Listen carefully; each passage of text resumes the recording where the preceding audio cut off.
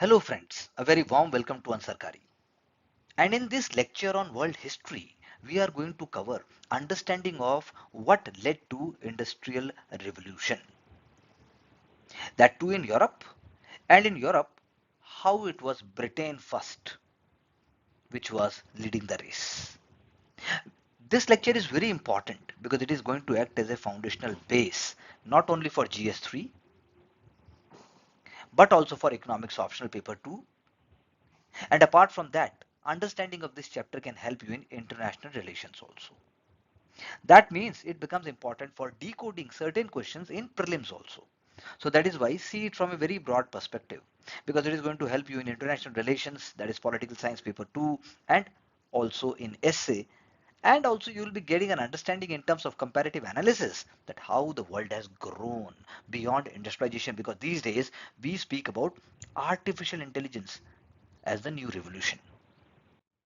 Going further, first we will be speaking about British democratic politics between 1815 to 1850 and also some more ideas. Apart from that, parliamentary reforms and reformers, what they were doing in England, and the Chartist movement. These things we will be covering in the part 1 of this lecture.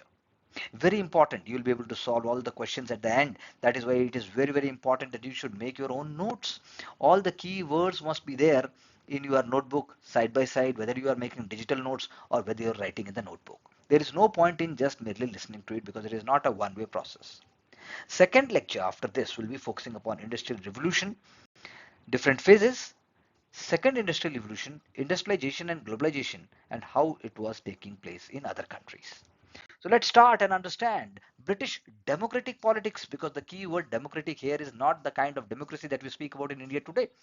It is a kind of an evolution which the world was witnessing for the first time, because you have to understand even USA, even after getting independence, was not going beyond. In fact, it was following the mother country, that is British.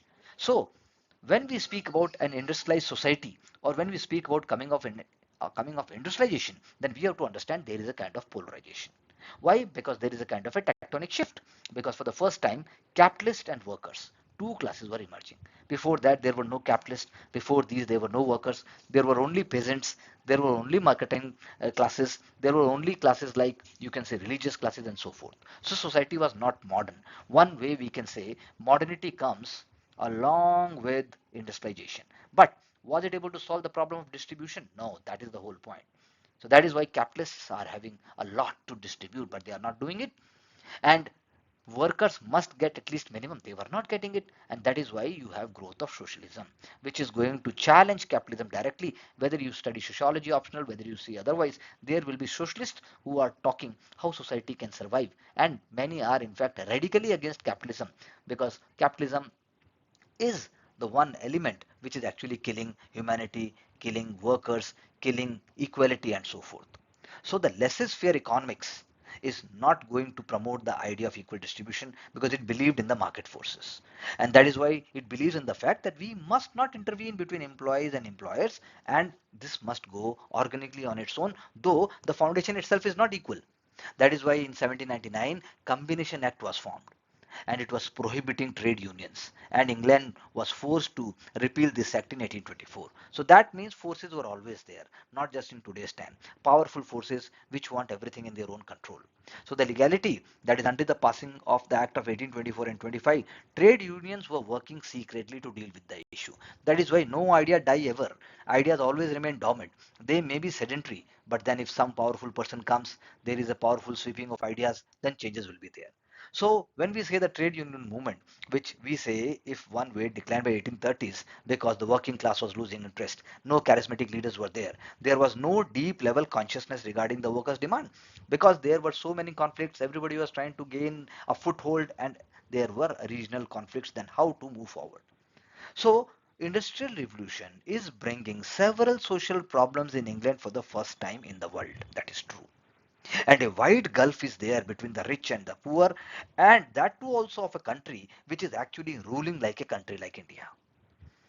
So even if we say that there were rich and poor in England, then from the Indian perspective you can say all English people were rich, because their concept of rich and poor will be a little different like in today's times, today like how US is behaving.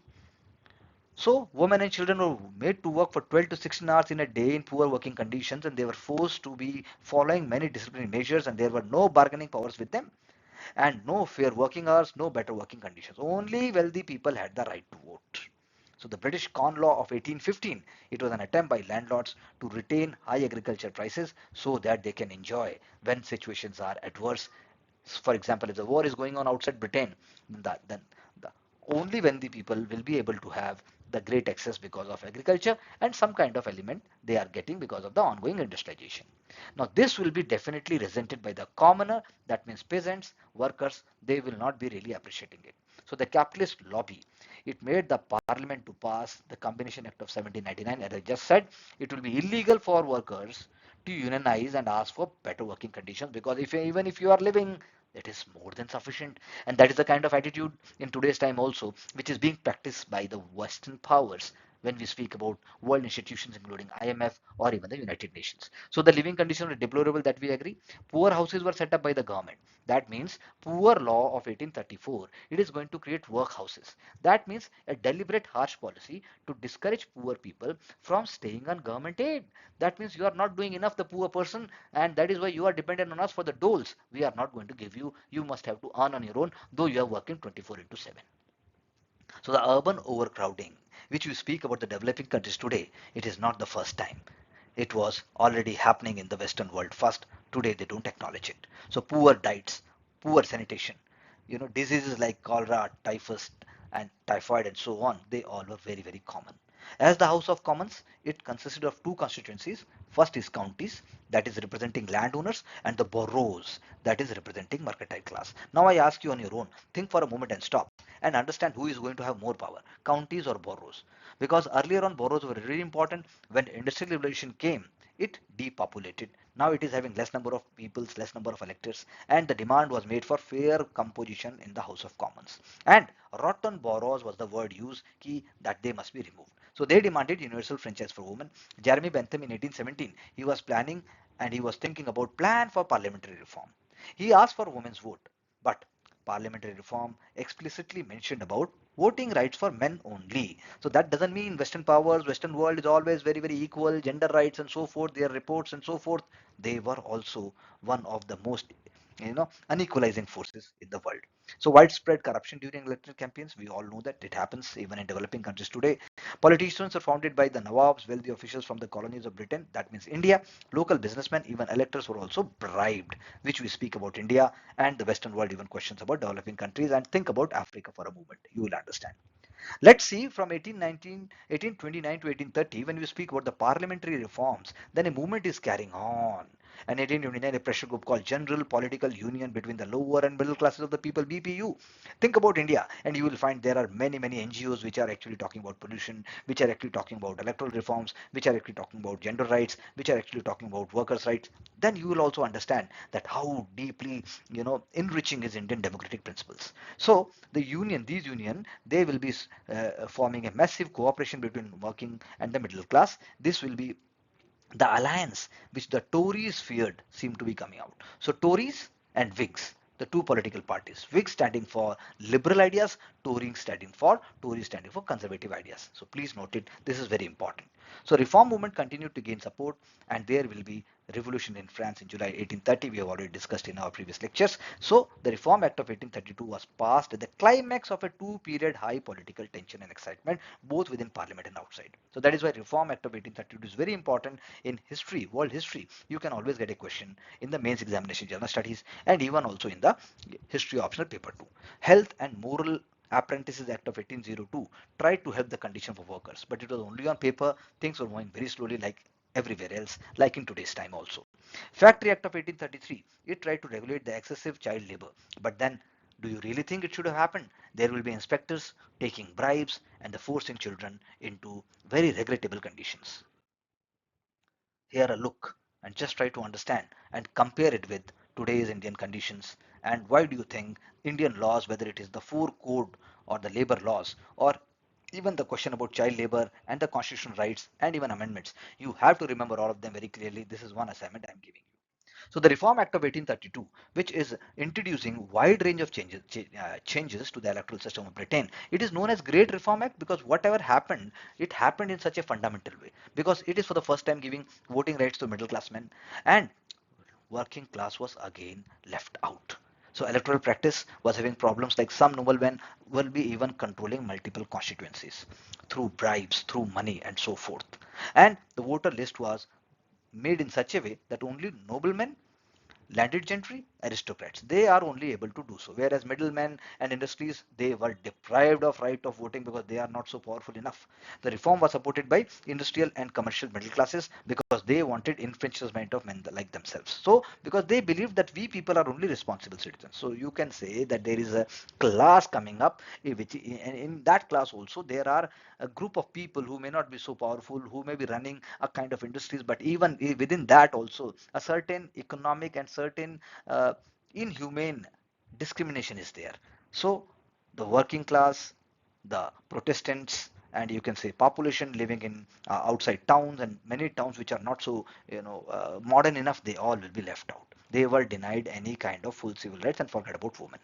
So corporations, universities, state offices, they will not be having any representation.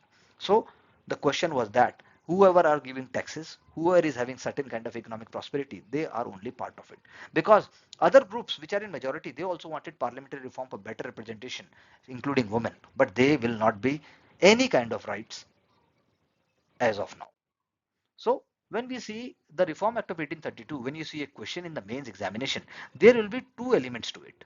One element that how it came into being, as I just discussed, you know, Catholic emancipation is there, the rights are there which are forcing it, radical influence is there on leaders which you can Google and name some, and then also British economy was in decline and bad harvest were also not helping the cause.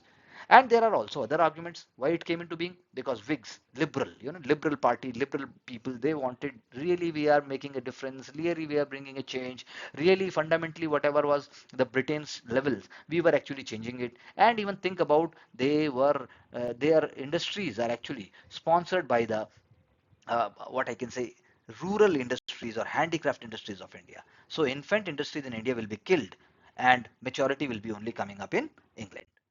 So what provision actually this was setting up? The provision is setting up as new seats, and then there will be more number of constituencies, and it is not affecting constituencies everywhere. For example, in Scotland and Ireland it remained same. Rottenborough seats were reduced. There will be franchise rights for male who own property worth £10. System of voter registration, special courts, and transferred sovereignty from aristocracy to middle class, but it is going to take a lot of time. And the Act of Parliament passed in 1835 and 36. It is increasing number of polling places. So when you speak about Indian electoral system today, then you can think of how far we have moved. And why don't we think ourselves that we will be a developed nation, Viksit Bharat, in our own way? So the Reform Act of 1832, it is launching modern democracy in Britain. Genuine democracy is coming up. They are not bringing it in India, in spite of their second Reform Act in 1867, and the later this Reform of 1867 or even of 1884 and even of 1918, it is bringing representative democracy to Britain. But then think at the same time what Britain was doing to India. It was the drain of wealth from India, which is actually sponsoring everything over here. So in England also, working class is disappointed. Property qualifications are letting them out. And there is a split in alliance between the working class and the middle class because middle class is getting more powers, middle class is getting more representation, and working class is being left out, which is actually more in number, and that is why Chartist movement will be coming into picture. At the same time, this act is not satisfying the philosophical liberals, those who believe that more should have been done, everybody should have been brought in. So the traditional landed interest, it is continued to dominate the House of Commons. No provision for women. Full female suffrage is only coming up in 1928. That you can say also because of certain outside forces. Extension of vote to adult male households in 1867, it produced working class majorities in urban areas. See, 1867, how long it is taking up. And 1884 is giving male franchises threshold in rural areas, giving vote to humble miners and many agricultural laborers. So it is not that these Western powers, including England, that they had the divine right of everything. They also did so. They also learned the process slowly by slowly, but they never implemented it the way it should have been outside Britain. That is why Dadabhai Naoroji used to say, un-British rule in India was being practiced. Corruption, bribery, influence, everything continued. But on a whole, it was a move forward. That is why Chartist movement is gaining widespread following and widespread attention. And in 1867, Parliament adopted Second Reform Act, which you can just think of what it could have been, because Whigs and Tories, they were the two opposition, they were the two opposite political parties emerging up. Tories were in the favor of Anglican Church, gentry and a strong monarchy, as I just said, conservative values. Whigs will be in favor of non-Anglicans, wealthy middle class, industrial and mercantile interests, as I just said, liberal. So Whigs are supporting Reform Act, they are supporting of Parliament's power to govern, they abolished slavery. Whigs, Peelites, and Radicals formed Liberal Party in 1849 or 1859. So the Reformed Act is encouraging more elaborate and a systematic party organization in England for the first time. Local party organization will be there, and there will be different clubs like Cotton Club, Whig Reform Club. More citizen led and citizen oriented discussions would be there, and it will be tuned to public opinion. Strong sense of party culture will be emerging because of these discussions. And we can say Eric Evan's words are, it opened a door on a new political world. The act was decisive in bringing representative democracy to Britain. But did British do any favor to India by bringing that? They always resisted it. So Chartist, let's see what is Chartist movement. 1834, Robert Owen established Grand National Consolidated Trade Union. It is bringing all industries and traders under control and ownership of workers. They organized strikes but failed to achieve their objective. There are reasons behind it. The failure of strikes, the failure of agitations, and the working men adopted political means, that means non-violent means, which led to beginning of Chartist movement under William Lovett of London's Working Men's Association, which stated that the ideological basis of Chartist movement lies in bringing these ideas to the government by as many people as possible. So there were six main aims of the movement we will discuss. Chartism was the campaign for democratic rights between 1838 to 1848, led by radical working class, and it took the name from People's Charter of 1838, and it was asking for six political reforms: vote for every woman above 28 years of age, use of secret ballot, no property qualifications, and a short salary to MP so that he remains honest, which is not possible, equal constituency, same amount of representation for same number of electors, and annual parliamentary election. Very logical demands. So first working class attempt to build a broad national party. It will be getting new dimensions when the revolution will be there in Europe, because it will be becoming radical and it will be heavily crushed by the government. It generated new national consciousness, social awareness, and evils of industrialization, which you can think on your own and we will be discussing a little further. So there was a revival of trade unionism in Britain because of these circumstances, and unions were formed in 1850s, and that is why they are called new model unions. So you can think of it. Think of India. Think of even after 100 years when Bhagat Singh and great leaders and they were talking about trade union reforms in India. British were resisting it. So the course of Chartist movement, when you say, it was launched in Glasgow, May 1838, meeting attended by estimated 150,000 people. Popular style, it is called popular style modern era Magna Carta, supported by all over the county, and a real bond of union was created with time, and large number of petitions were signed. They were presented to the parliament, and parliament was not ready to take any action. So there will be new port rising in 1839. Riots and other kind of violent activities will be taking place. Arrests and trials will be there, and it will be disaster for Chartism. Chartists are forced to retreat in disarray. Many will be killed. The idea will be broken down, and a second petition will be signed by more than 3 million workers were sent to parliament, again rejected, and the strikes begin spreading there, and there will be outbreak of serious violence. No powerful thing happens without force.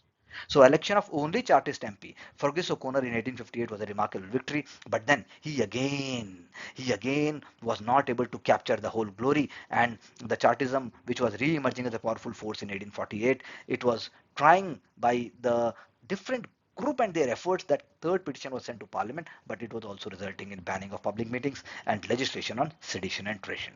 Who will decide what is sedition? That was actually done by the powerful people. So there were many causes for the widespread failures, as I told you: lack of able and experienced leaders, and the MP's O'Connor's egotism and vanity, because he was not able to understand the long-term gain. He was also looking forward himself to be in glory like the today's modern time leaders, or even if you think about the Western powers like United States of America in the present times. Therefore, no long-term reforms will be coming to surface immediately. But then political radicalism, which was already there in the early 19th century, it will be coming up. For example, Act of 1832, it was acting as a kind of a push for more franchise, more reforms, though no enfranchisement was there for the working class, as we already said. Poor laws of 1834, as we also discussed, that it is also going to little bit push. 1824, 1825, these legislation were were there which are going to repeal the Combination Act of 1799 and 1800. That is why trade unions are coming into picture, but they are under severe restrictions. So working class, what I'm trying to say, in spite of all these hassles, are going to move forward, and the Whigs, which is appeasing the middle class, not really looking for the working class as of now. So the economic roots of the charter movement were laid down in the changing scenario of the industrialization. Discontent is there.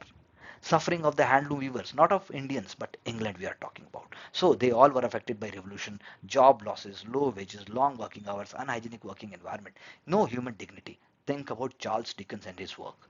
So this gulf between rich and poor, as I just said, and the corn laws that we just discussed, because it was there so that food prices are kept at high, and when the war was over, government is going to come up with a protectionist policy. Series of bad harvest will be there, inflation will be there, so fiscal crisis will be there, but still the reforms in banking, customer and tax, it will be indirectly falling upon the working class only. And for the abolition of income tax in 1816, it is worsening the situation for poor.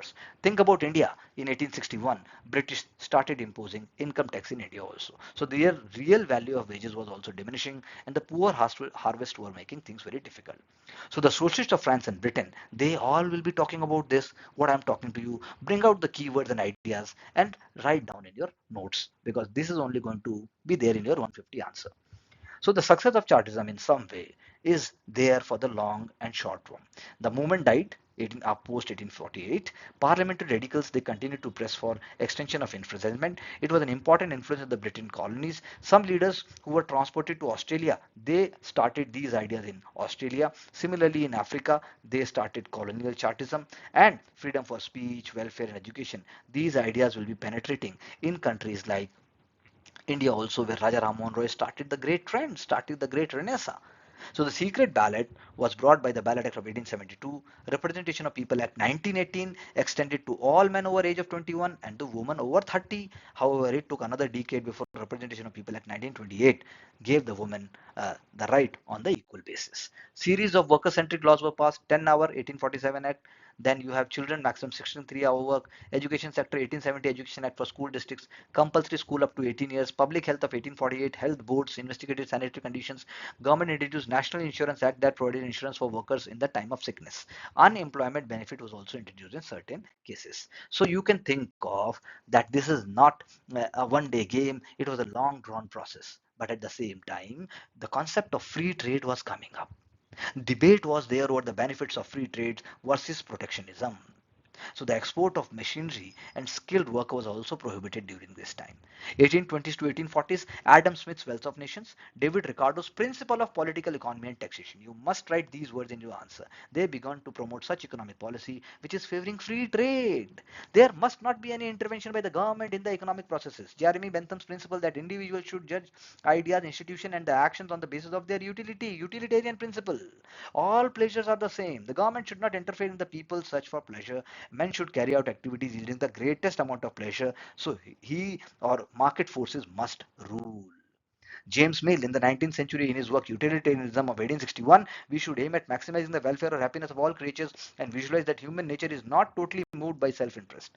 He made the distinction in pleasure. Man has intellect and intellectual pleasure which is superior to sensual pleasure. The ultimate goal is not individual but rather happiness. So you can think of what happened to India in the 19th and 20th century. The goals and the ideas were imported from there. Most people believe the government should interfere as little as possible. They also believed trade should be taking place without import duties. But was it happening with respect to India? No, not at all. 1820, the merchants of Britain's largest trading cities, London, Manchester, Glasgow, they petitioned the House of Commons for abolition of all duties. So they were asking for free trade. So Reciprocity of Duties Act was there, a radical initiative which enabled Britain to sign mutual trading agreements with foreign powers on individual basis. But whether it happened ever with India, that is the question I'm asking you, and you have to write it in your answer that how duplicity was there. So ideology of free trade for competition, when we think about that, so that means, honestly speaking, goods cheaper to produce, make them more competitive in international market, increase exports and prosperity.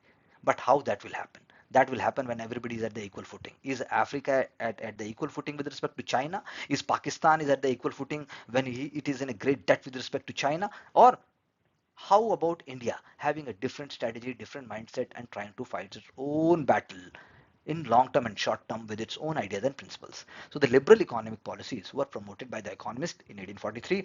Napoleonic War was there, and British at the time was not able to import large amount of grains for Europe, so grain price was very high. Landlords were reaping benefits. British landowners feared that after that there will be cheap food grain will be imported, so they helped pass the Corn Laws as we discussed. So public opinion changed in favor of free trade by 1840s, and whole pressure will be coming on colonies like India. So other European nations, they will also be starting to implement the free trade economic policies.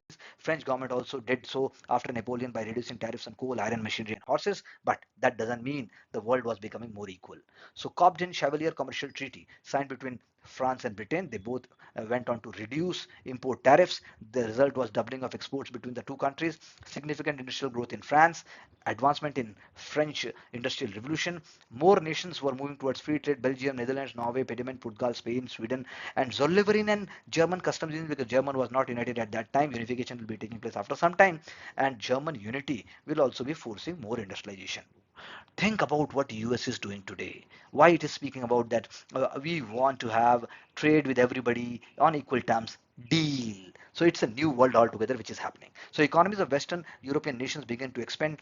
Industrialization, liberalization, free trade, all these activities are helping them. And when free trade was able to prevent war for a short period of time, it brought a broad economic growth. But it is only happening between the equals in Europe. It is not happening with the rest of the world where the major population is there, whether it is India, China, or even African colonies. So 19th century, Great Britain passed the mercantilist state. Now the principle of individualism and laissez-faire dominated public opinion. But remember, this is a kind of a, you can say, double-shadowed game.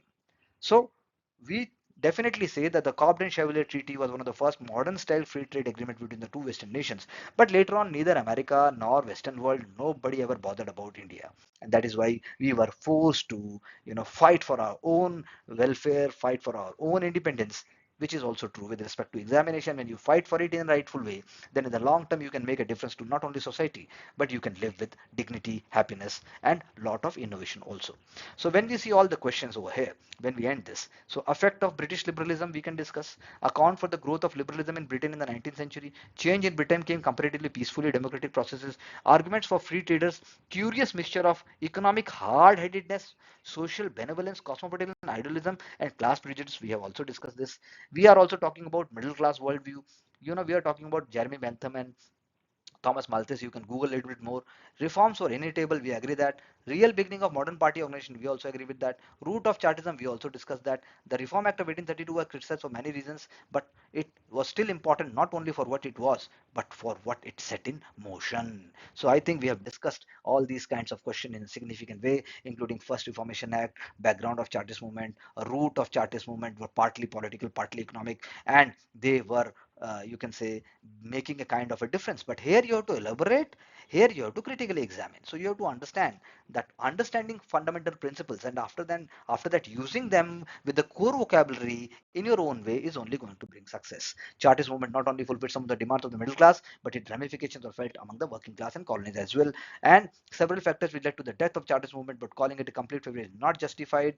And evaluate the success of the free trade movement in Britain in the 19th century. We have fairly touched upon all these ideas. I have discussed all these questions so that you can Google more, you can write more, bring some ideas in your notes so that you can make a powerful punch while you're writing answers. Thank you very much for joining and being part of the courses and also mentorship programs of Ansarkari. I'll see you in the next lecture with respect to the world history.